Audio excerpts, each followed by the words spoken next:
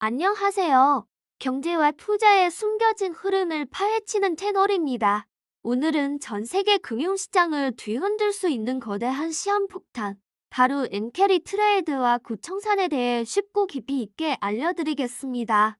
지금 우리가 알아야 할 가장 중요한 경제 이야기 시작하겠습니다. 여러분, 혹시 엔캐리 트레이드라는 말 들어보셨나요? 이름은 어려워 보이지만 원리는 생각보다 간단합니다.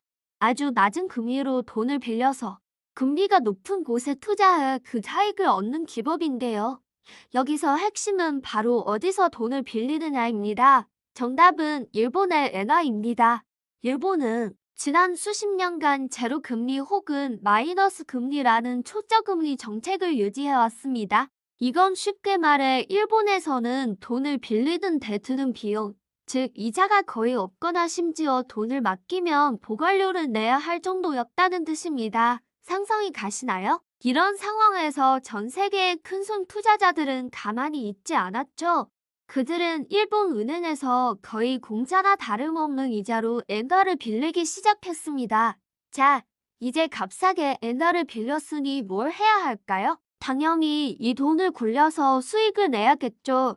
투자자들은 이 엔화를 달러나 유로 혹은 우리나라 원화 같은 다른 나라 돈으로 바꿉니다. 그리고 그 돈으로 금리가 더 높은 나라의 주식, 채권, 부동산 같은 자산에 투자하는 겁니다. 예를 들어 일본에서 연 0.1% 금리로 엔화를 빌려서 연 5% 이자를 주는 미국 국채에 투자했다고 상상해보세요. 앉아서 4.9%의 수익을 고스란히 챙길 수 있는 거죠. 그런데 여기서 끝이 아닙니다. 엔캐리 트레이드의 또 다른 매력은 바로 환차익입니다.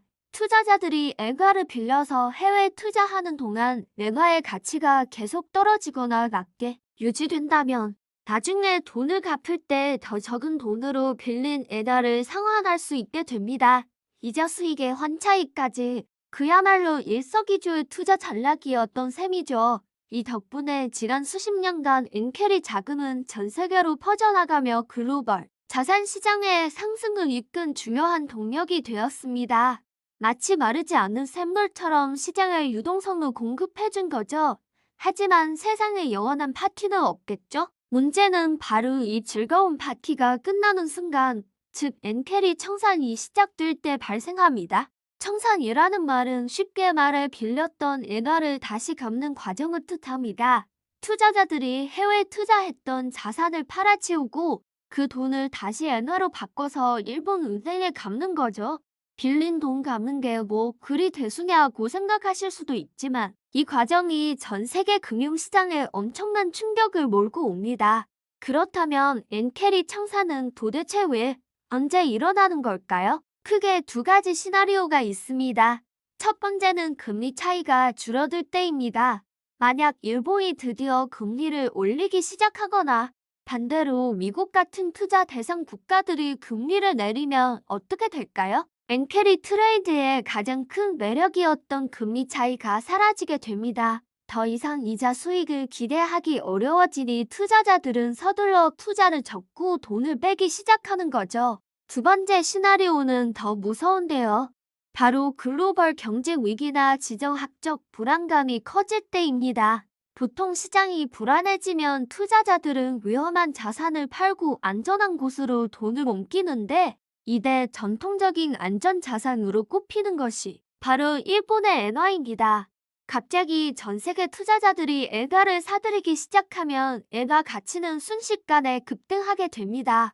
그럼 엔화를 빌려서 투자했던 사람들 입장에선 비상이 걸리죠. 나중에 갚아야 할 빚의 가치가 갑자기 불어나는 셈이니까요. 손실을 줄이기 위해 이들은 올려 겨자 먹기로 해외 자산을 헐값에 팔아서라도 서둘러 엔화를 사서 빚을 갚으려고 합니다. 이 두 가지 시나리오가 현실이 되면 전 세계 금융시장에는 거대한 소용돌이가 몰아칩니다. 엔캐리 청산이 본격적으로 시작되면 전 세계 증시에 퍼져있던 수천조 원의 자금이 썰물처럼 빠져나갑니다. 투자자들이 빚을 갚기 위해 해외 주식과 채권을 대규모로 팔아치우기 때문이죠. 특히 평소에 변동성이 컸던 기술주나 신흥국, 시장의 자산이 가장 먼저 그리고 가장 큰 타격을 받게 됩니다. 동시에 외환 시장에서는 엔화 가치가 폭등하는 기현상이 벌어집니다. 모두가 엔화를 사려고 달려드니 당연한 결과죠. 이는 연쇄 반응을 일으켜 다른 통화의 가치를 떨어뜨리고 전 세계 금융 시스템 전체를 불안정하게 만듭니다. 과거 2008년 글로벌 금융위기 때도 엔캐리 청산이 시장 붕괴를 가속화시킨 주범 중 하나로 지목되기도 했습니다. 그렇다면 지금 이 시점에 왜 우리가 엔캐리 청산을 주목해야 할까요? 바로 최근 몇 년간의 경제 상황이 엔캐리 청산이 일어나기 딱 좋은 조건들을 만들어왔기 때문입니다. 수십 년간 꿈쩍 않던 일본 은행이 드디어 마이너스 금리 정책을 포기하고 금리 인상 가능성을 내비치고 있습니다. 반면 미국은 높은 인플레이션을 잡기 위해 올렸던 금리를 조만간 내릴 것이라는 전망이 지배적이죠. 일본과 미국의 금리 차이가 점점 좁혀지고 있는 겁니다. 엔캐리 트레이드의 첫 번째 청산 시나리오가 현실화되고 있는 셈입니다. 여기에 더해 글로벌 경제 둔화에 대한 우려와 지정학적 리스크도 계속 커지고 있습니다. 언제든 시장의 불안 심리가 커지면서 완전 자산인 엔화로 자금이 몰리는 두 번째 청산 시나리오가 촉발될 수 있는 상황입니다. 수십 년간 전 세계에 퍼져나갔던 엔캐리 자금의 규모는 천문학적인 수준으로 추정됩니다. 이 거대한 자금이 한꺼번에 일본으로 돌아가기 시작한다면 그 파장은 2008년 금융위기를 뛰어넘을 수도 있다는 경고까지 나옵니다. 결국 엔캐리 트레이드와 그 청산은 단순히 일본만의 문제가 아닙니다. 환율과 금리의 미묘한 균형 위에 세워진 거대한 카드 집과도 같습니다. 지금 우리는 그 카드 집의 아래쪽 카드가 살짝 흔들리는 모습을 목격하고 있는지도 모릅니다. 이것이 단순한 흔들림으로 끝날지 아니면 전체를 무너뜨리는 거대한 폭풍의 시작이 될지는 아무도 장담할 수 없습니다.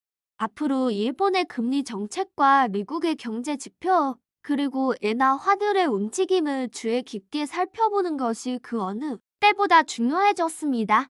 이 거대한 돈의 흐름을 이해하는 것이 곧 우리의 자산을 지키고 새로운 기회를 포착하는 첫걸음이 될 것입니다. 오늘 이야기가 유익하셨다면 구독과 좋아요 부탁드립니다.